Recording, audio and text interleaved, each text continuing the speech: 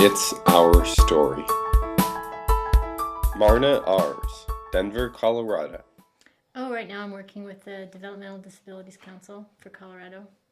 And what issues are they? What's at the top of their calendar? If you prioritize your missions this year, what?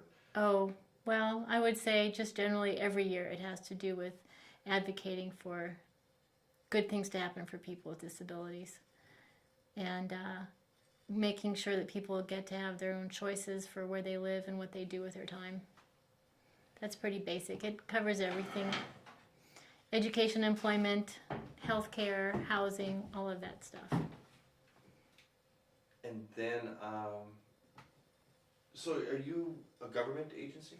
We get federal funding. There are councils in every state and territory because of the Developmental Disabilities Act, Bill of Rights, and it was passed in the 70s, and so there have been councils around the country since about then, late 70s. It was the same time when the Rehab Act was passed. There was an awful lot of good legislation. The language in the act is awesome.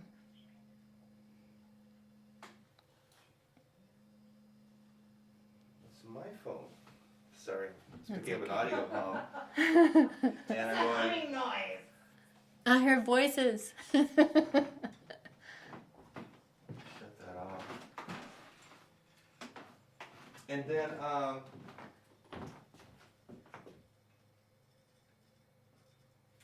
from a Denver perspective, and what you're doing currently, and that, can you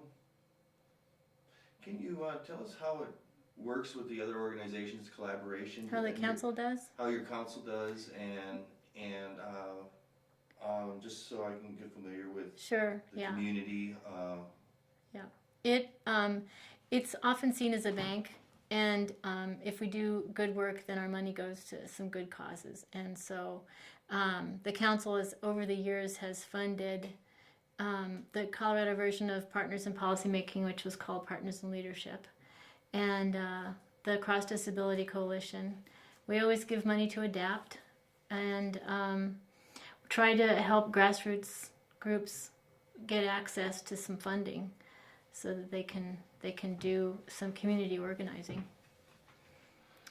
So it's been throughout the years, no matter what the leadership, it's been involved in some pretty effective projects. And what's your budget? We get $850,000 a year roughly, and we give out about $350,000 in grants. So it's relatively small. It's very small, yeah, but I think we do a lot with it. And how many people are working? What's the staff?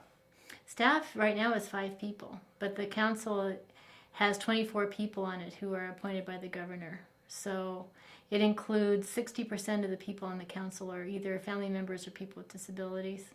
And then everybody else is somehow involved with state agencies. And that's by law. That's what the makeup is supposed to be. So the input from families and people with disabilities is the most important. That's where the leadership comes from.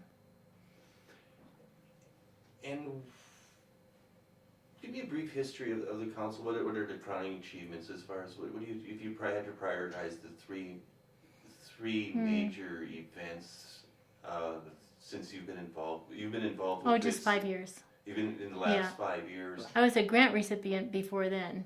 Oh. But I'd say when the council was funding Partners in Leadership, it was one of the best things they did. And probably the ongoing project that's the most wonderful is just a tiny bit of money to go to administrative costs for the Colorado Housing Assistance Corporation. It's really a couple of women who give classes to people with disabilities on how to be homeowners, and they work with banks and realtors all over the state and have all sorts of cooperation from the communities to help people buy their houses and keep them. The It's Our Story project is a national effort to make disability history public and accessible. Visit us at www.itsourstory.org or on the It's Our Story project YouTube channel.